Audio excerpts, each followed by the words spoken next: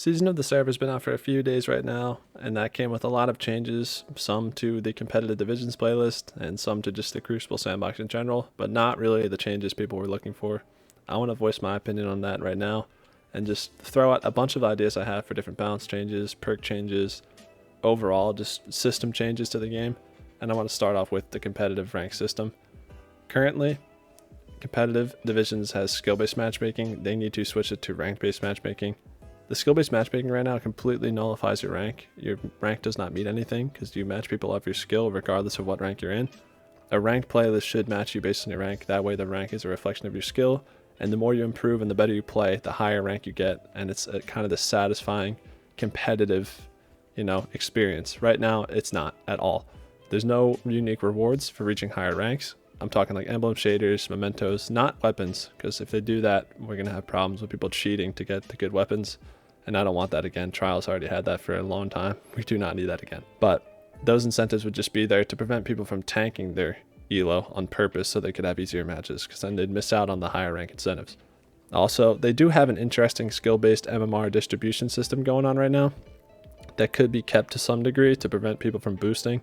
So if you try and play with people of way lower ranks so that you get easier matches, you could be rewarded way less for winning and punished way more for losing.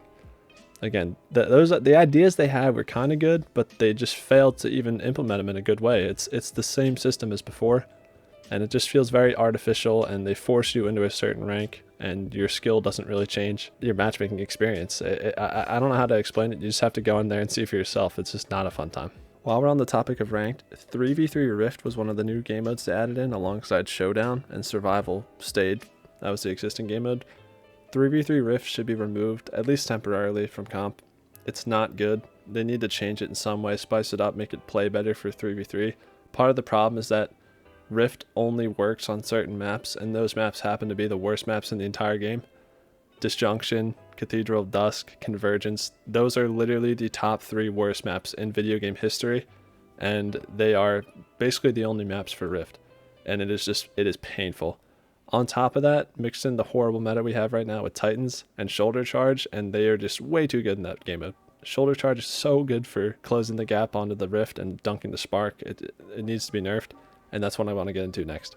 We'll move on from comp, and I want to talk about some ability pain points in the game right now regarding PvP. If it were up to me, all abilities in PvP would get a 50% blanket increase to their charge rate, because everything charges too fast right now.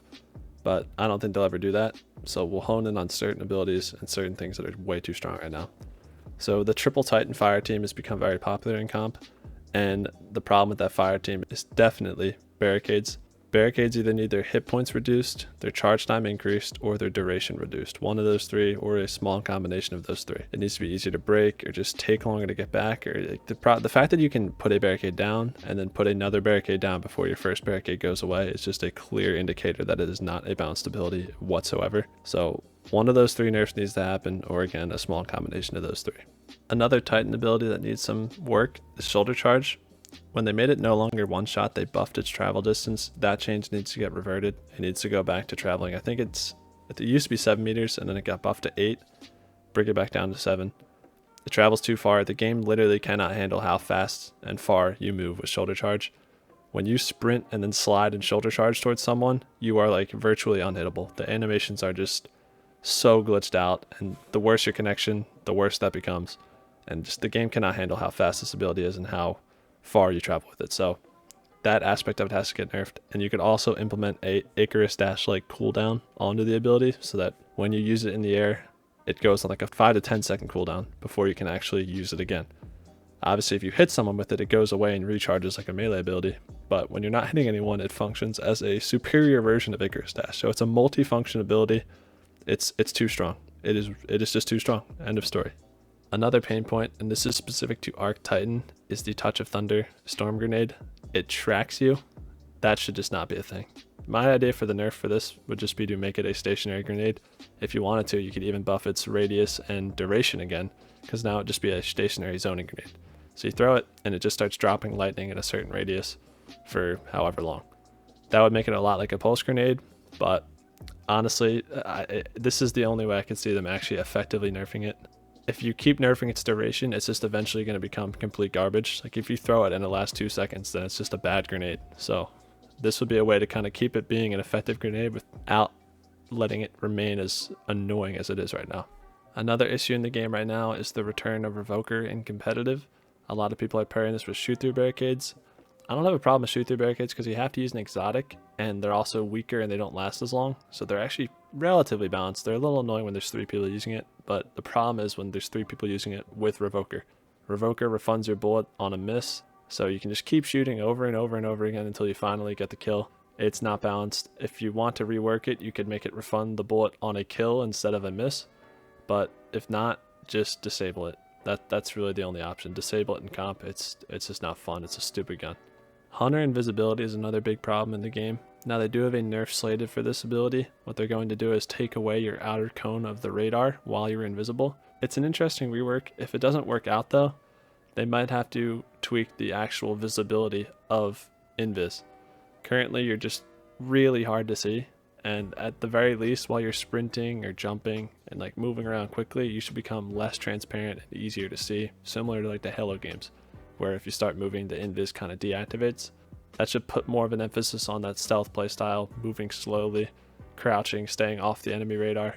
Because right now it's just this like universal ability. You just pop it and start running, and you have so many benefits. You're hard to see, you're off radar, and depending on what exotics you're using, you might have wall hacks or a damage buff when you come out of the abyss. So that would be my ideal nerf, but I'm interested to see how the radar nerf works out. Hopefully it's good enough. This season, Rumble got removed from the Crucible. It will come back as a weekly rotator playlist, but it's no longer a core game mode. It needs to be reinstated as a core game mode. I've never liked 6v6 with or without skill-based matchmaking, because no matter what, my teammates always end up being complete garbage, and that's thanks to lobby balancing. It's always me at the top and then 5 stinkers, and I never play stacked. I usually just play with a couple friends at most, so it just makes every lobby painful to play. Rumble was a great place where I could just go in and rely on myself and my own skill to win the games, and it's just very disappointing that they took it away. I really hope they bring it back. Terrible move from Bungie there. Another random idea I have for Crucible would be to make it so that when you respawn, you stay off radar for a few seconds. This would allow them to get a lot more creative with their spawn locations. Because currently you just kind of flip spawns back and forth and run across the map in Crucible, especially in 6v6 and Control, and it's very boring. If you took people off radar though, you could spawn them closer to enemies and closer to the fight in different locations without jeopardizing them and getting them killed. And I think it would just make the general flow of the match much more interesting. And I'm just picturing if an enemy team overextends himself into the other team's spawn, but they still have a few people all over different parts of the map, you could find the openings in the map and spawn people that are dying into those openings rather than just flipping the spawn entirely. So that way there's just more action all over the map all the time, instead of just back and forth, end spawn gameplay. Another random idea I have would be a perk change, and it's regarding Fragile Focus. Currently, if you take any damage with Fragile Focus, the benefit deactivates, and it's on like a 5-second cooldown, so it's a pretty garbage perk. I think it should be reworked to be like a reverse Eye of the Storm, meaning you get a plus 20 range buff until you hit critical health, then the benefit goes away. Unlike Eye of Storm, which is once you go critical, you get all the benefits of that perk. This is like the reverse of that. This would make it more of an option on shotguns where, opening shot completely outclasses it currently. And it would also provide a very interesting playstyle on primaries where you could kind of play further back and play out of your normal guns range since you have Fragile Focus up, which also synergizes well because you'd be taking less damage since you're playing further back, and it just would create this kind of cool, unique playstyle. And it's not even like broken, because when you compare it to something like Rangefinder, which is free and never deactivates, it does not stack up to it. So I feel like that's just an interesting idea. Interesting rework for the perk, because right now it's just kind of buns and boring. I want to move on to Warlocks for a second, and just specifically Solar 3.0 Warlock.